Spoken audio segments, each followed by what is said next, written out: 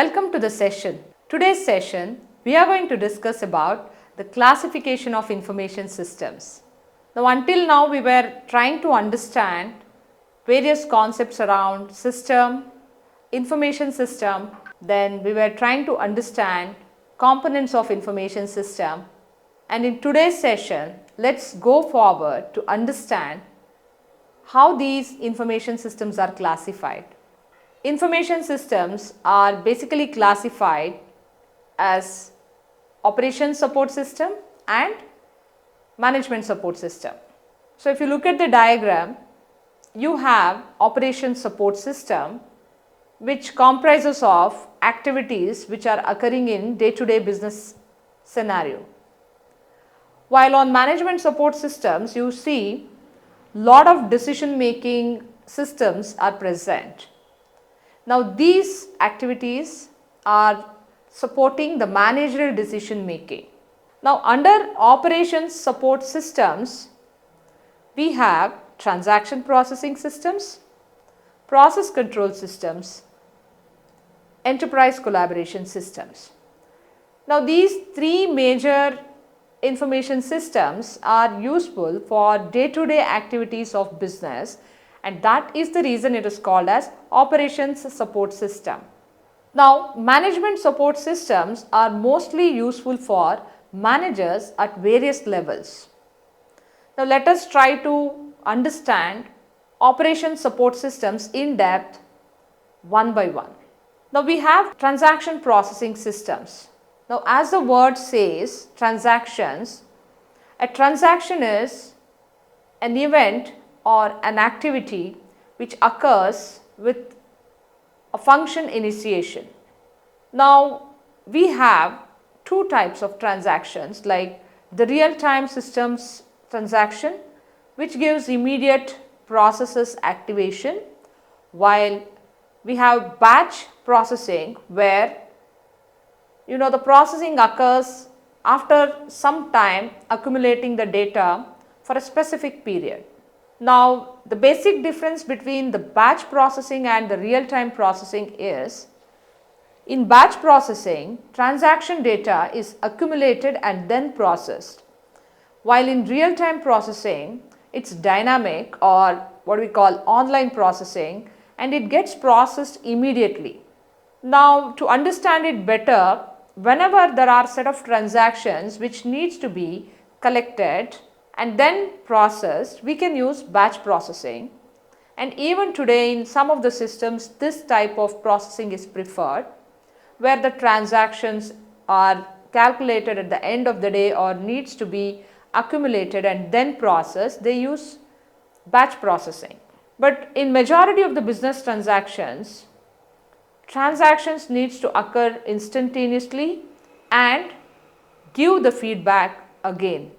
In such a scenario, it needs to be very fast and real time.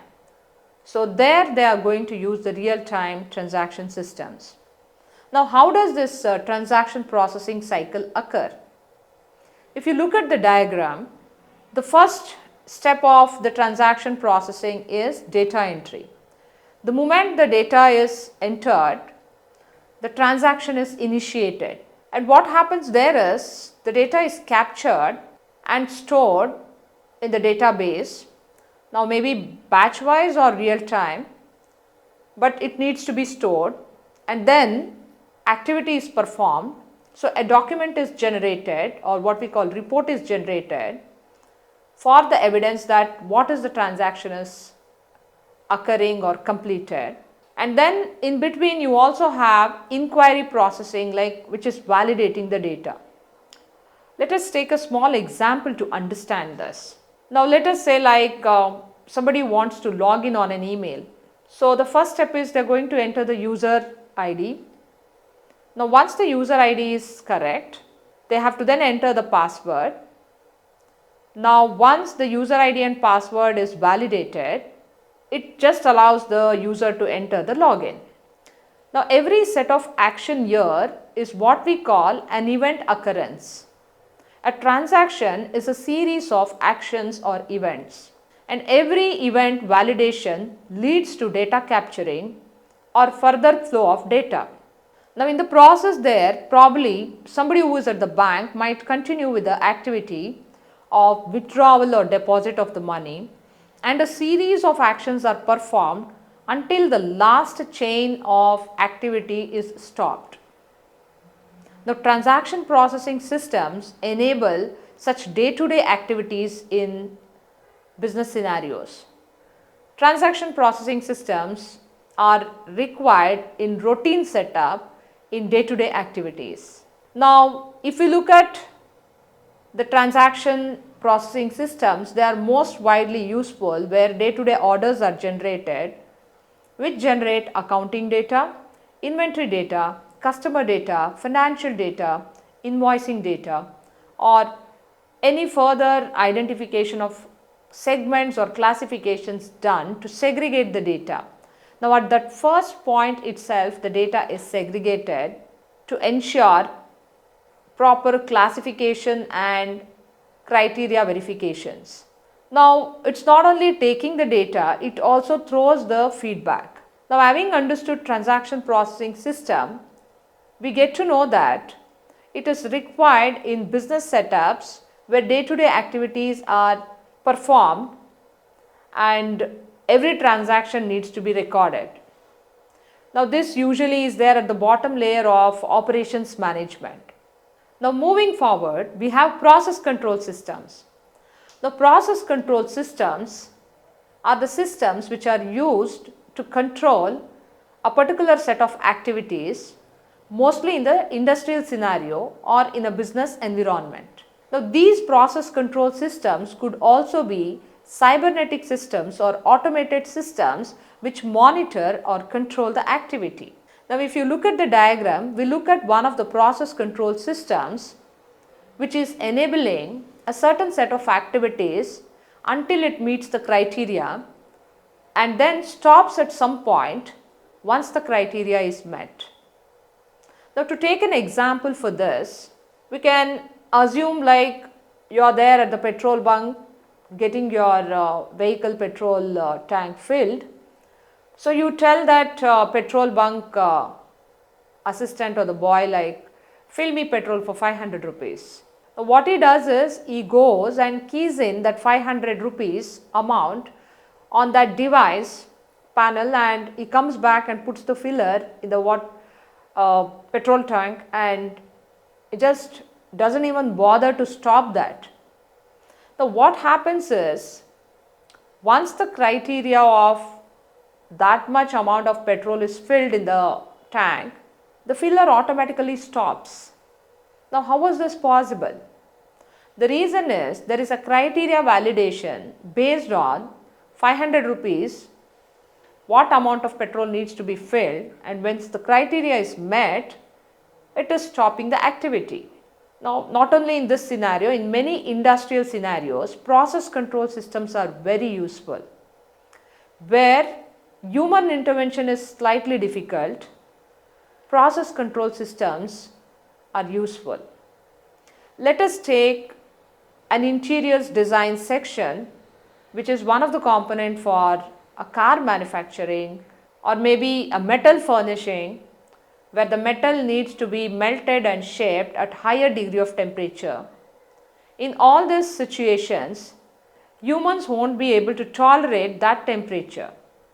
Now, in such situations, there are automated machines with pre-designed instructions or programs. When the operations is occurring, they match the criteria, validate and immediately perform that criteria based operations. You might have seen an automated process like this, and it is process control system which is behind that operations. Majority of the industrial scenarios today are dependent on process control systems. Next we have enterprise collaboration system. As the word collaboration reflects, enterprise collaboration system is dependent on three principles: collaborate, communicate and coordinate. Now if you look at this diagram, it's very clear with a set of activities an enterprise collaboration system can enable. Now these activities are enabled with the help of electronic communication tools where one can use enterprise collaboration systems for communication over email, voicemail, faxing, web publishing, internet phone, paging, etc. An organization would have designed a communication channel or a protocol wherein these applications are designed, and it might be a particular channel of communication which is a strict adherence in the communication process. Not only that, it might also be enabling the teams to talk to each other through any of these technologies.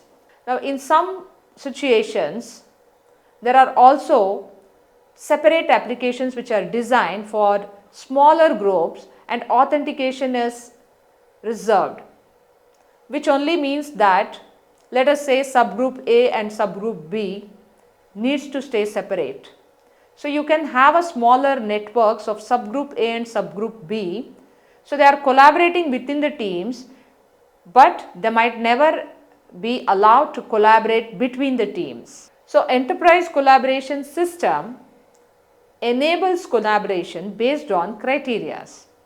You need to enroll the number of users or authentications which needs to be present on that communication network. Now, we also have electronic conferencing tools which consists of voice conferencing, video conferencing, discussion forums, chat systems, electronic meeting systems. Now, these systems are mostly useful whenever there needs to be a conversational type of communication. It is mostly interactive, while the earlier type of communication restricts one-way communication and the written communication is not possible spontaneously. In these channels of electronic conference tools, interactive sessions are possible.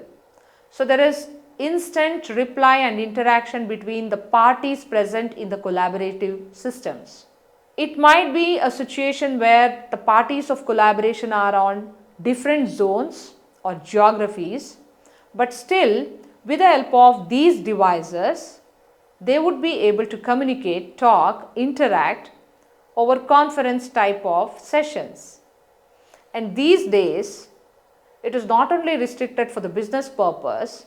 A simple setup thing like a WhatsApp group call with a family members or a friends group or a smaller business group is more facilitating than any of the higher video conferencing tools.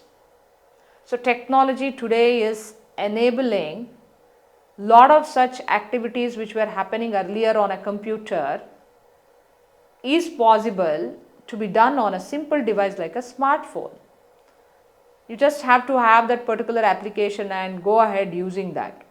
And users are also quite comfortable in knowing or setting privacy or authentications by allowing the number of users or restricting the users' functionalities on that collaborative groups.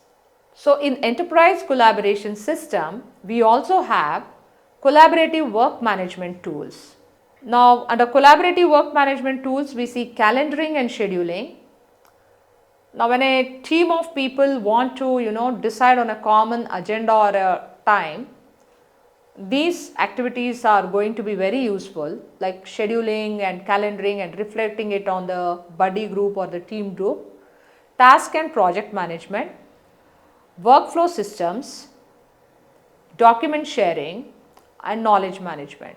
Any of these collaborative systems' main purpose is to ensure communication constantly flows through a collaborative network of systems. Now, isn't that wonderful opportunity for staying connected and taking set of things forward, simultaneously discussing with the help of enterprise collaborative system? So, having discussed operation support systems which are useful for day-to-day activities, we now look into management support systems.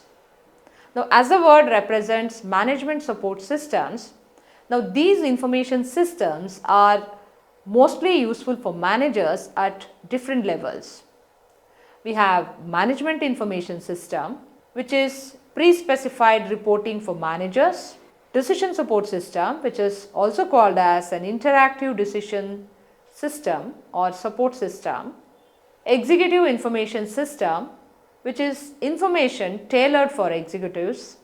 Apart from this, we might also have strategic information systems, knowledge management systems, or different type of other systems. But to be specific, managers at various levels use any of these information systems. Let us say like managers at operational level use day-to-day routine tasks. There might be a transaction processing system as a part of their day-to-day activity.